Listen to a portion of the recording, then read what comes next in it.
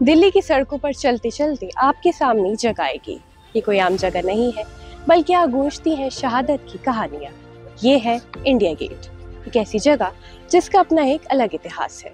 और रात में जब यहाँ रोशनी जगमगाती है तो ऐसा लगता है कि हर दिया कह रहा हो, मैं अमर जवान की ज्योति हूँ।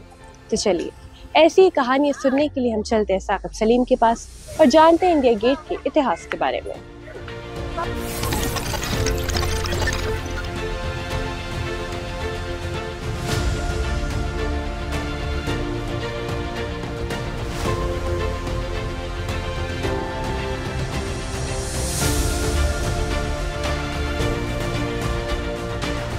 तो जैसे आज हम इंडिया गेट पे हैं, तो मैं सबसे पहले आपसे इसके इतिहास के बारे में जानना चाहूँगी। कब बना ये, क्या बात थी इसके पीछे? अच्छा, सबसे पहले हमें ये पता होना चाहिए कि इंडिया गेट बेसिकली एक वॉर मेमोरियल है। वॉर मेमोरियल जो अंग्रेज़ों ने बनवाया था सेकेंड वर्ल्ड वॉर के बाद।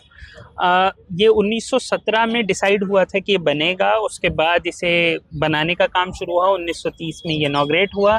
अगर आप इसके ऊपर भी ध्यान दें तो इसके ऊपर आपको नज़र आता है इंडिया लिखा हुआ है। उसके एक तरफ रोमन न्यूमरल्स में 1914 है, एक तरफ 1919 है, यानी कि 1914 से 1919 जो कि फर्स्ट वर्ल्ड वॉर का टाइम पीरियड है। उसके नीचे लिखा हुआ है, अंग्रेजी में लिखा है कि उन सब भारतीय सिपाहियों को डेडिकेट किया गया है जो फ्रांस में मेसोपोटामिया यानी कि आज का इराक और थर्ड एंग्लो अफगान वॉर या इन सब जगह जिन्होंने मतलब अपनी सर्विसेज दी। उसके बाद इसमें जगह जगह नाम लिखे हैं। आमतौर पर बहुत से लोग आज के टाइम में सोशल मीडिया के दौर में ये मानते हैं कि ये फ्रीडम फाइटर्स के नाम हैं। ऐसा नहीं है। ये फर्स्ट वर्ल्ड वॉर में अंग्रेज़ फौज की तरफ से जो हिंदुस्तानी सिपाही लड़े थे उनके नाम हैं और कुछ इसमें यूरोपियन नाम भी हैं। तो टोटल 13,300 से ज़्यादा नाम हैं, जिसमें से लगभग आपके 12,000 से ज़्यादा नाम हिंदुस्तानियों के हैं, हिंदुस्तानी सिपाहियों के जो अंग्रेज़ों के लिए लड़ते हुए फर्स्ट वर्ल्ड वॉर में मरे। और उसके अलावा बाकी नाम यूरोपियन सिपाहियों के भी हैं या यूरोपियन अफसरों के भी हैं। तो यहाँ पर बेसिकली एक वॉर मेमोरियल है और इसका डिज़ाइन लुटियंस ने ही किया था। वो लुटियंस जिसने दिल्ली को डिज़ाइन किया। और इसमें ख़ास बात ये पता होनी चाहिए कि उस ज़माने में पूरे दुनिया में जगह जगह वॉर मेमोरियल बने थे। उस वॉर मेमोरियल में से ये एक वॉर मेमोरियल है। ऐसा वॉर मेमोरियल लंदन में भी है। और वॉर मेमोरियल जिस लुटियंस ने दिल्ली बसाई है वो वॉर मेमोरियल डिज़ाइन करने का एक स्पेशलिस्ट भी माना जाता था। तो ये इसका बेसिक इतिहास है। तो जैसे आपने अभी वॉर मेमोरियल का बहुत जिक्र किया, तो शुरुआत से तो इसका नाम इंडिया गेट नहीं था, तो हमें समझ आ गया। तो इंडिया गेट इसका नाम कब रखा गया? असल में शुरू में ही इसे धीरे धीरे मतलब इंडिया गेट भी कहा जाने लगा था। उसकी एक वजह शायद ये है कि इसके ऊपर इंडिया लिखा हुआ है, तो इंडिया गेट इसे कहा जाने लगा। वॉर मेमोरियल उतना इसके लिए इस्तेमाल नहीं हुआ, बल्कि बाद में यहाँ पर 1971 वॉर में ये वॉर मेमोरियल के तौर पे इसका इतिहास हमेशा रहा। तो जब 1971 की वॉर के बाद भारत के बहुत से सिपाही शहीद हुए पाकिस्तान के साथ जंग में, तो यहाँ पर एक अमर जवान ज्योति भी स्थापित की गई। जिसके बाद अब अगर देखा जाए तो कुछ साल पहले यहाँ पर एक वॉर मेमोरियल भारत सरकार ने भी बनाया है, जिसमें सारे परमवीर चक्र विजेताओं के मूर्तियाँ लगी हैं। उसके अलावा अगर आप देखें तो यहाँ पे आपको सुभाष चंद्र बोस की एक मूर्ति नज़र आती है एक छतरी के नीचे। तो ये रिसेंटली है। इससे पहले इसमें जॉर्ज 5 की मूर्ति थी जिसे 1958 में 1958 में हटा दिया गया था। ये क्योंकि बाद में जब भारत आज़ाद हो गया तो ये माना गया कि अंग्रेज़ों की ग़ुलामी की निशानी है, तो ऐसी जितनी मूर्तियाँ थी वो हटाई गई थी। यहाँ की भी मूर्ति हटी थी और फिर एक बहुत लंबी डिमांड थी कि यहाँ पर सुभाष चंद्र बोस की मूर्ति होनी चाहिए, तो फिर यहाँ पर सुभाष चंद्र बोस की मूर्ति भी लगी। तो ओवरऑल ये जगह वॉर मेमोरियल के तौर पर ट्रीट हमेशा हुई, लेकिन नाम इसका इंडिया गेट के तौर पर आम लोगों के बीच रहा।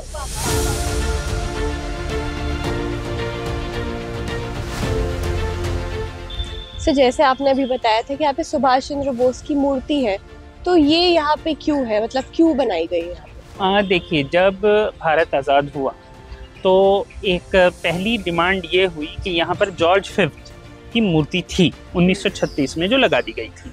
तो बहुत सारे भारतीयों की ये डिमांड थी कि ये अंग्रेज़ों का एक सिंबल है जिसे हटाया जाना चाहिए। लेकिन जब ये मूर्ति 1958 में हटा दी गई, उसके बाद ये डिमांड शुरू हुई कि यहाँ पर किसी और की मूर्ति, किसी भारतीय की मूर्ति होनी चाहिए, लेकिन ये एक वॉर मेमोरियल है। तो ऐसे में गांधी जी जो कि अहिंसा के प्रतीक हैं, उनका तो कोई लॉजिक नहीं बनता है।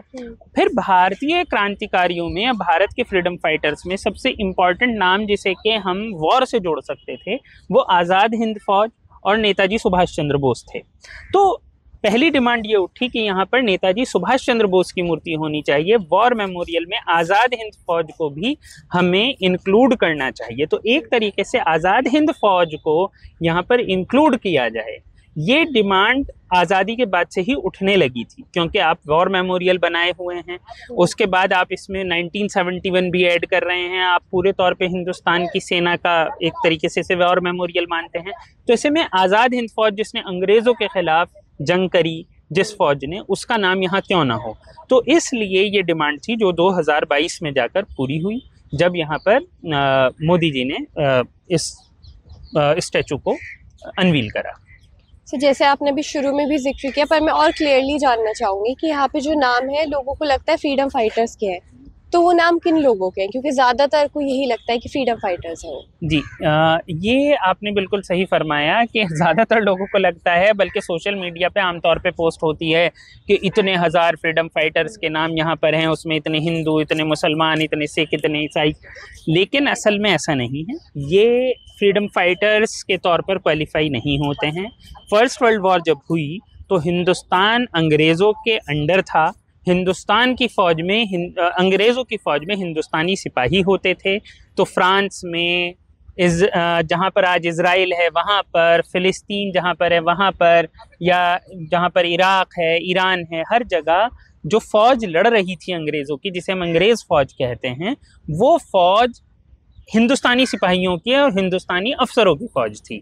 उसमें हिंदुस्तानी अफसर थे, हिंदुस्तानी सिपाही थे, जोधपुर के थे, पटियाला के थे, जगह जगह के थे, निज़ाम ऑफ हैदराबाद के थे, बहुत लोग थे।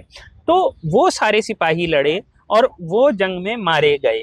तो ये जो मेमोरियल है, इस पर जो नाम है उन सिपाहियों के हैं जो अंग्रेज़ों की तरफ से लड़ते हुए फर्स्ट वर्ल्ड वॉर में मारे गए थे। और हिंदुस्तानियों के अलावा कुछ यूरोपियंस के नाम भी यहाँ पर हैं, लेकिन ऐसे में वो फ्रीडम फाइटर के तौर पर क्वालिफाई नहीं करते हैं, क्योंकि वो अंग्रेज़ साम्राज्य के लिए लड़ रहे थे और अंग्रेज़ साम्राज्य के लिए वो मारे भी गए। तो उन्हें आप फ्रीडम फाइटर के तौर पर कम से कम क्वालिफाई नहीं कर पाते हैं। तो ये फ्रीडम फाइटर नहीं है, मतलब बाय डेफिनेशन ये ठीक है, उन्होंने अपनी जान दी, ड्यूटी में वो मारे गए, बहादुरी का काम किया, लेकिन वो फ्रीडम फाइटर नहीं है, मतलब फ्रीडम फाइटर की उन पर टैग नहीं लगती।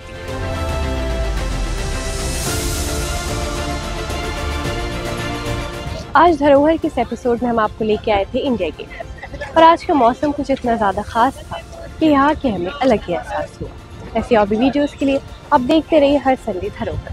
कैमरामैन इथार्थ के साथ अमीना माचा।